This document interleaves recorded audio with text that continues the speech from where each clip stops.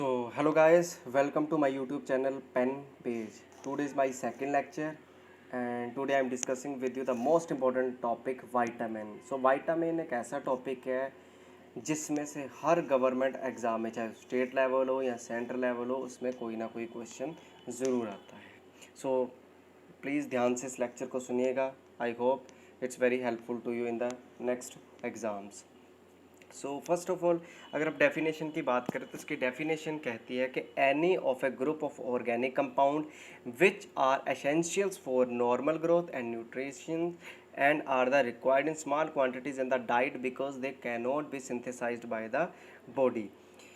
अब अगर हिंदी में ट्रांसलेट करें तो इसका मीनिंग बनता है कि एक ऐसे यौगिक होते हैं जो कि हमारी बॉडी की नॉर्मल ग्रोथ के लिए बहुत ही एसेंशियल्स हैं, ज़रूरी हैं, और ये पोषक होते हैं, और ये ऐसे पोषक होते हैं हमारी डाइट में जिनको हमारी बॉडी सिंथेसाइज नहीं करती है. हमें एक्स्ट्रा लेने पड़ते हैं, जो कि हमें different kinds of the products हमें मिलेंगे, जो कि हम नेक्स्ट हर प्रोडक्ट के बारे में जब जैसे जैसे विटामिन पढ़ेंगे, विटामिन के बारे में पढ़ेंगे, वैसे वैसे हम प्रोडक्ट्स के बारे में बताऊंगा कहाँ से हम इसको गेन कर सकते हैं. अभी तक 13 विटामिन के बारे में हमें पता है, और इनमें से कुछ वाटर सोल्यूबल है और कुछ फैट सोल्यूबल है.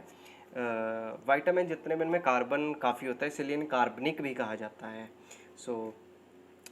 अभी विटामिन के रिलेटेड मैं बताता हूँ कि यहाँ कौन से वाटर सोल्यूबल होते हैं और कौन से फैट सोल्यूबल होते हैं. वाटर सोल्यूबल होते हैं vitamin C and vitamin B, और विटामिन बी की सब कैटेगरीज होती है 8, जैसे vitamin B thiamine, vitamin 2 riboflavin, vitamin 3 niacin और nicotine acid, vitamin B 5 pantothenic acid, vitamin C pyridoxine, vitamin B 7 biotin, vitamin B 9 folic acid, vitamin B 12 cyanocobalamin. Actually हम सभी को अभी आगे जाके डिटेल में पढ़ेंगे.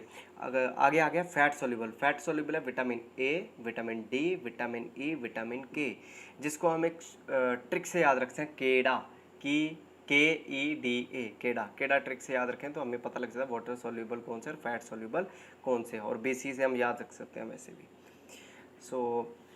नेक्स्ट हम आते हैं डिटेल में, इनको पढ़ते हैं कि इन नेम क्या होंगे, इनके कौन से नेम से जाना जाता है, मेन अक्रेंस क्या है, कहाँ से हमें मिलते हैं, इनकी इफेक्टिवनेस क्या, प्रभावशीलता क्या, इंपॉर्टेंस क्या, लैक क्या, कमी हो तो कौन सी बीमारी होगी, अगर ओवर डोजिंग हो जाए तो हमें क्या इफेक्ट पड़ेगा, इंक्रीजिंग नीड्स, ज़रूरत किन्हें सबसे ज़्यादा कहाँ होती है, करेक्टरिस्टिक्स क्या है इनके फैट सोल्यूबल, वाटर सोल्यूबल, और नंबर्स ऑफ थिंग्स हैं जिसके बारे में पढ़ेंगे, एंड डेली नीड कितनी हमें इसकी होती है. सबसे पहले आते हैं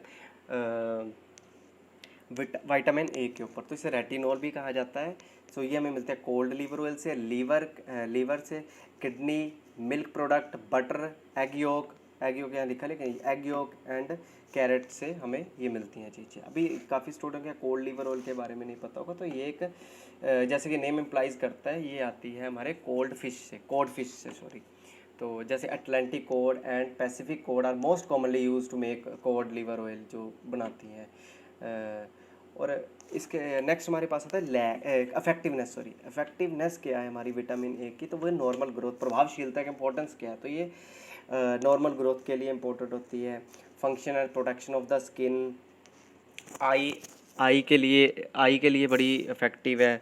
एंड म्यूकस मेम्ब्रेन. अब म्यूकस मेम्ब्रेन के बारे में काफ़ी स्टूडेंट्स को नहीं पता होगा, तो म्यूकस मेम्ब्रेन क्या होती है. एक्चुअली म्यूकस मेम्ब्रेन एक तरह की कैविटीज़ होती है हमारी बॉडी में, जो कि कवर कर रखती है सरफेस ऑफ इंटरनल ऑर्गन्स को हमारे. जैसे एक तरह ट्रैक्ट्स होते बना के रखती है, एंड स्ट्रक्चर और क्या कहते हैं हमारे, जैसे काफ़ी टाइप हमारे बॉडी पार्ट में पाई जाती है, जैसे माउथ में, नोज़ में, आईलेट्स में, विंड पाइप में, लंग्स में, स्टमक में, इंटेस्टाइन में, यूरिनरी ब्लैडर में, यूरेथ्रा में, ये वहाँ पाई जाती हैं. और इसके लैक्स क्या है, कमी क्या, अगर विटामिन ए की हमारे पास कमी हो जाती है हमारी बॉडी में तो हमें ग्रोथ हमारी स्टॉप होना शुरू हो जाती है, एंड नाइट ब्लाइंडनेस की एक जो बीमारी वो लग जाती है. ओवरडोजिंग, अगर ओवरडोज हो जाती है विटामिन, अगर हमें बॉडी में एक्सेस हो जाता है तो उसके इम्पेयर्ड विजन, धुंधला हमें दिखने लगता है, हेडेक शुरू हो जाती है.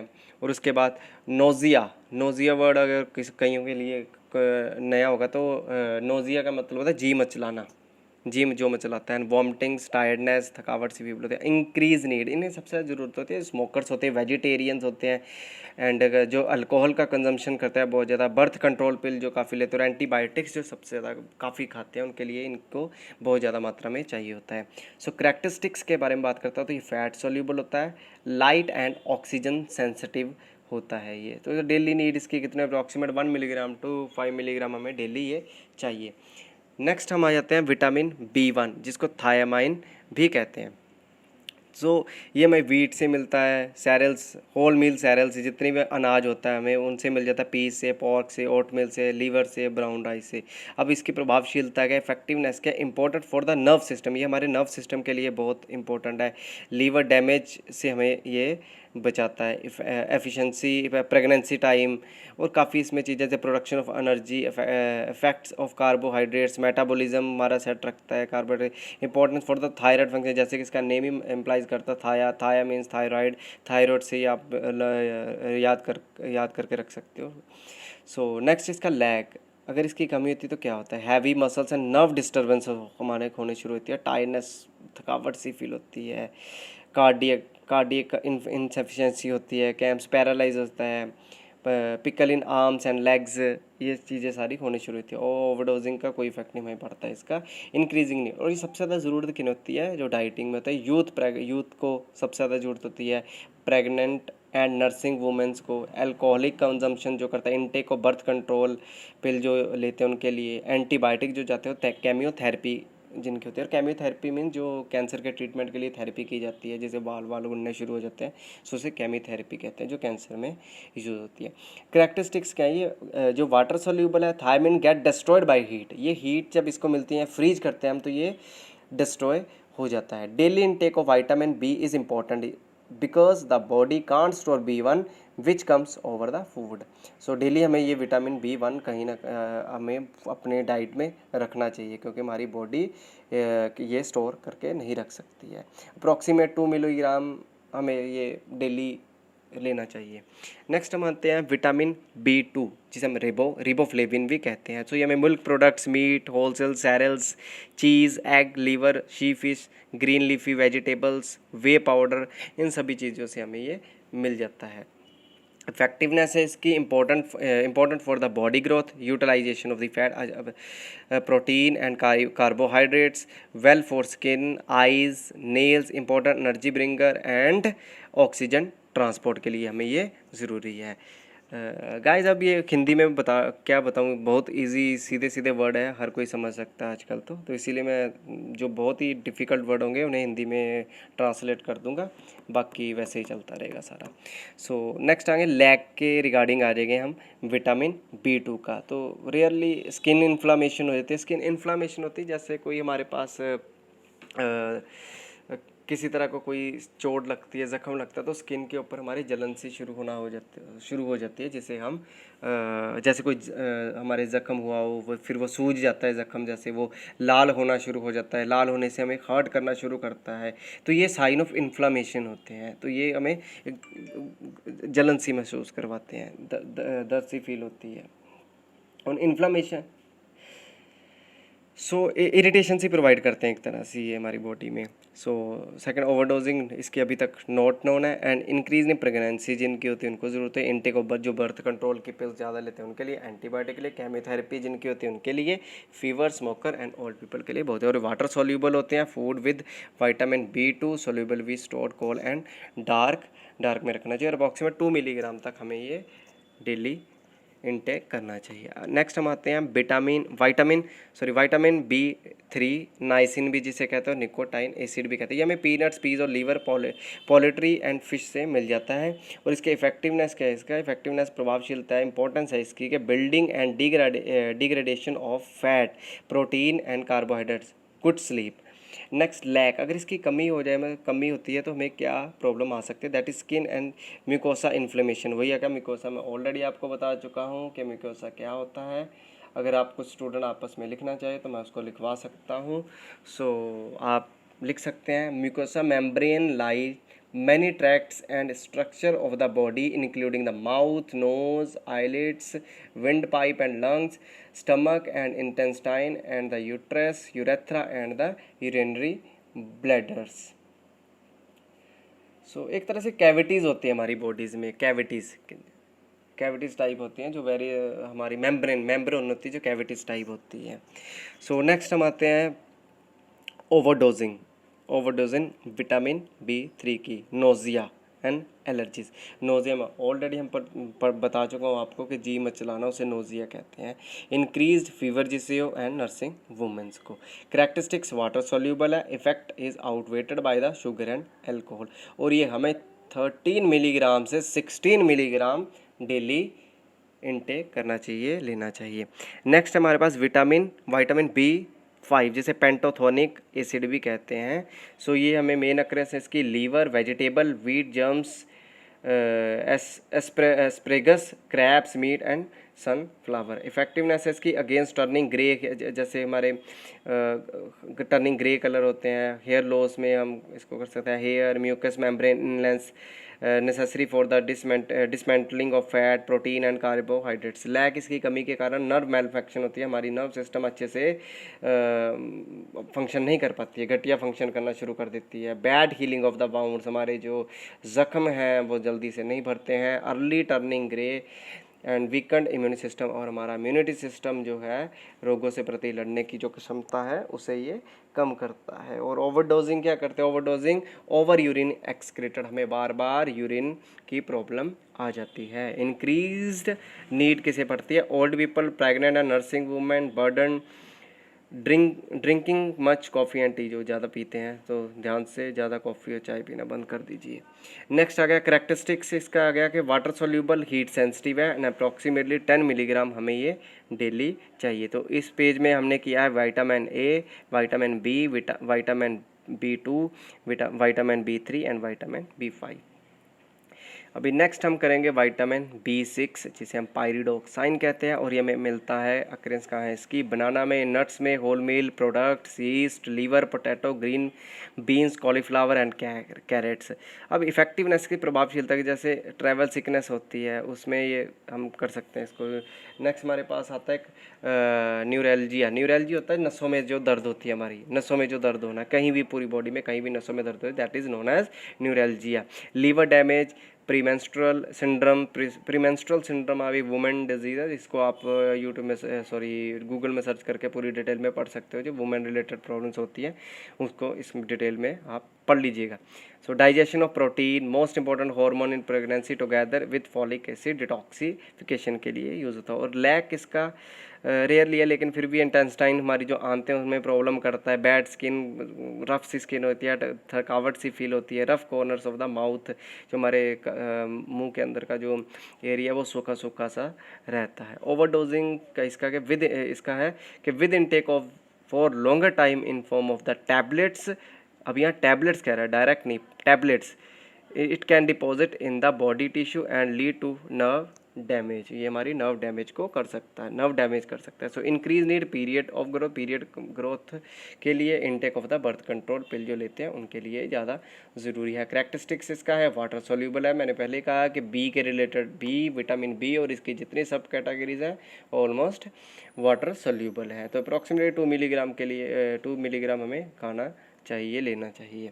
सो नेक्स्ट हमारे पास आता है विटामिन B7 जिसे हम बायोटीन कहते हैं और इसे विटामिन H भी कहते हैं. ये हमें मिलता है liver, cauliflower, whole meal products, eggs, spinach and milk. So guys इसकी इफेक्टिवनेस है हमारे पास स्किन डिजीज़ में, loss in growth of care, liver damage, metabolism, carbohydrates, fatty acid activities, togetherness with vitamin K. It is needed for building up the clotting factors. So next हमारे पास lack कमी हो तो हमारे पास क्या होगा, states of exhausting, skin inflammation मैंने already बता चुका हूँ कि जब हमारे पास कोई घाव हो जाता है तो उसमें ज़ख़म बन जाता है. तो ज़ख़म जब स्वेलिंग आ जाती है, सूज जाता है, तो उसमें हमें थोड़ी जलन सी फील होना शुरू होती है, इरिटेशन शुरू होती है, जिसे हम कहते हैं स्किन इन्फ्लामेशंस कहते हैं। और ओवरडोजिंग इसकी नॉट नोन है।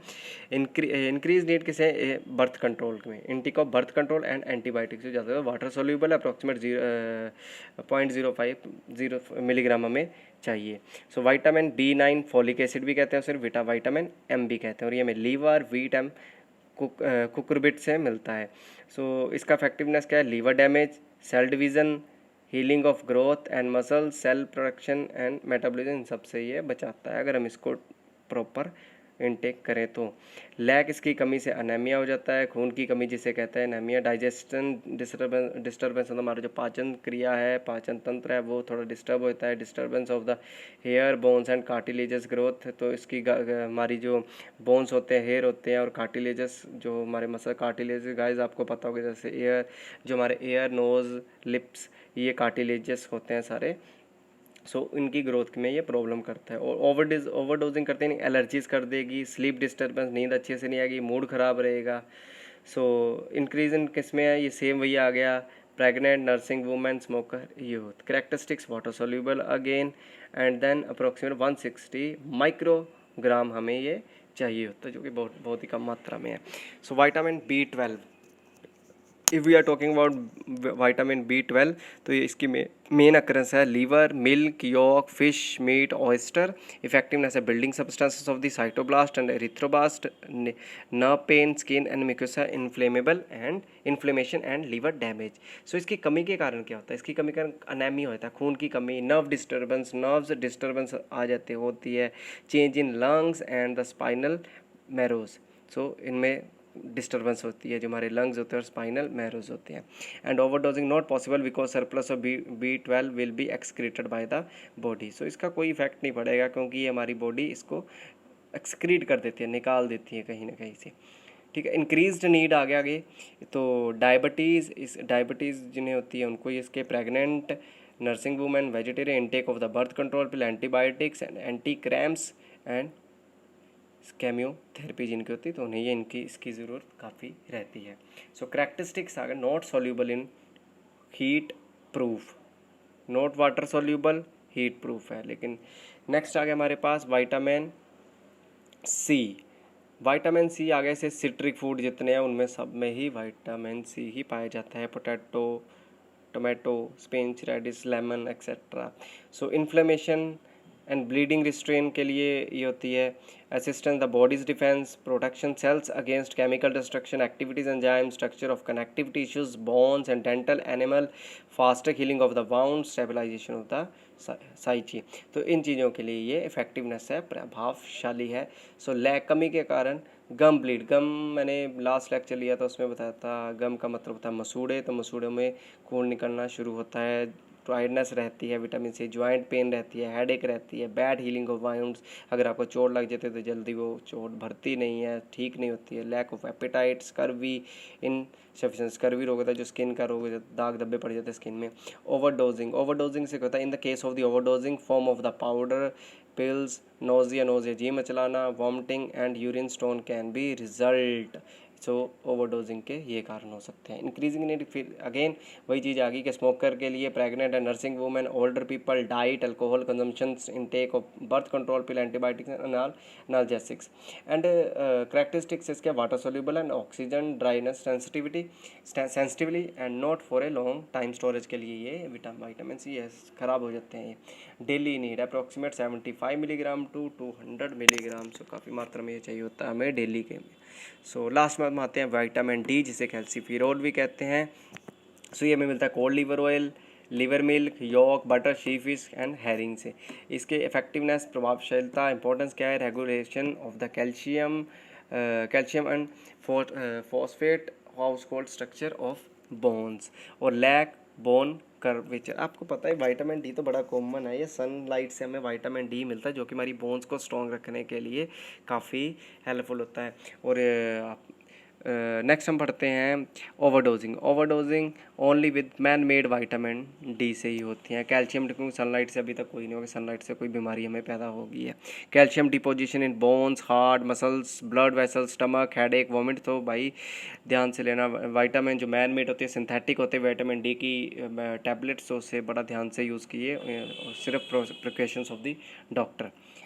Then increase needs babies older human. Babies को ओल्डर बेबीज़ की बोन स्ट्रॉन्ग नहीं होती हैं इतनी, तो उनकी बोन्स को स्ट्रॉन्ग करने के लिए विटामिन डी काफ़ी ज़रूरी है। तो सब जब बच्चा पैदा होता है तो थोड़ी देर धूप में ही रखा, तो डेली उसे कुछ दिनों के लिए धूप में सुबह की धूप दी जाती है, ताकि उसकी बोन को डायरेक्ट और प्योर विटामिन डी मिले, ताकि उसकी बोन स्ट्रॉन्ग हो। एंड ओल्डर ह्यूमन, बूढ़े लोगों के लिए, क्योंकि बूढ़े लोगों की जैसे जैसे एज बढ़ती है वैसे वैसे हड्डियाँ कमज़ोर होती जाती हैं, सो उसके लिए भी ज़रूरी है intake of the birth control pill and antibiotics. और ये फैट सॉल्यूबल होता है, लाइट सेंसिटिव होता है, हीट प्रूफ होता है। अप्रॉक्सीमेटली 5 माइक्रोग्राम हमें ये डेली चाहिए होता है। नेक्स्ट आता है vitamin E. So sunflowers, corn, wheat, germ oil, nut, flaxseed से हमें ये मिलता है। स्टेबलाइजेशन होता है, और इसके इफेक्टिवनेस, प्रभावशीलता के स्टेबलाइज इम्यून सिस्टम, हमारे इम्यून सिस्टम को ये स्टेबलाइज करके रखता है। एंटी इन्फ्लेमेटरी, सेल रिप्लेसमेंट है, protection from the radicals, modulators cholesterols level and hormone household, important for the blood vessels, muscles and reproduction organs. Lack एम्बी एम्ब्लियोपिया एम्ब्लियोपिया। अब amblyopia जो है ये ब्लर विज़न होता है, और ये आँखों के रिलेटेड बीमारी थी, जिसमें बाहर से तो हमें लगता है हमारी आंखें बिल्कुल सही है, कोई बीमारी नहीं है, लेकिन हमें ये अंदर से हमारे ये ऐसी नर्व्स जो हमारी वीक पड़ जाती हैं, जिसकी वजह से हमारा ब्लर विज़न हमें होना शुरू होता है, हमें धुंधली चीज़ें धुंधली नज़र आनी शुरू हो जाती हैं। सो टायर्डनेस, थकावट फील होती है, reproduction and problems. Overdosing, synthetic healing of the wound. जो सिंथेटिक हीलिंग होती है वाउंड से, जो मेडिसिन बनती है जख्मों को भरने के लिए, सो इससे उसमें यूज़ की जाती है। Deficiency symptoms, swindle and nausea आपको पता है, मैं बार बार बता चुका, नोजिया, जी मचलाना। Next, increase needs intake of the blood fat lowering, जिनकी है उनको ज़रूरत है medicine. High consumption of the alcohol जो लेते हैं उनके लिए भी ये बहुत ज़्यादा ज़रूरी है, ज़्यादा लेना पड़ेगा। Characteristics, fat soluble, it is destroyed by open storage में ये ख़त्म होता है। उनमें एक चीज़ बताना भूल गया, विटामिन डी को टोकोफेरोल कहते हैं। And then 10 to 30 milligram with fat and rich nutrition more है, और ये 10 to 30 मिलीग्राम हमें डेली इनटेक करनी है। एंड देन लास्ट विटामिन के फिलोचिनोन, विटामिन के फिलोचिनोन। सो ये हमें कहाँ मिलता है? मेन अक्रेंसेस की egg, liver, green vegetables, oatmeal, tomatoes and effectiveness इसका necessary for formation of the blood clotting factors. खून निकलना बंद नहीं होता है, उसके लिए भी ये ब्लड क्लोट्स तैयार करता है, जिसकी वजह से खून निकलना बंद होता है। High dose of vitamin A and E works against vitamin के। तो समझ गए होगे क्या बोला मैंने। ओवरडोजिंग इसकी है vitamin with intake for a longer time it can become toxic, bleeding and renal diseases. तो ये कुछ ऐसी बीमारियां हमें कर सकता है। कौन सी बीमारियां? ये एक जहर साबित हो सकता है, खून ज़्यादा निकल सकता है, रेनल डिजीज जो हमारी किडनी तक जाती है, एक हमारी नर्व्स होती है, उसके बारे में हम डिटेल, जब किडनी के रिलेटेड मैं लेक्चर लूँगा तो उसके बारे में पूरा डिटेल में बताऊँगा। Then increase needs babies, high consumption of the alcohol, intake of the birth control pill and antibiotics. Characteristics, fat soluble है, food with vitamin K, should be stored in dark की, अप्रॉक्सीमेट 2 मिलीग्राम के करीब हमें ये 2 milligram के करीब daily लेना पड़ता है। So thank you so much guys for listening me from very long time. So thank you so much for watching this video, and if you like this video then please share and watch and please subscribe on my channel pen page. Thank you so much guys and support.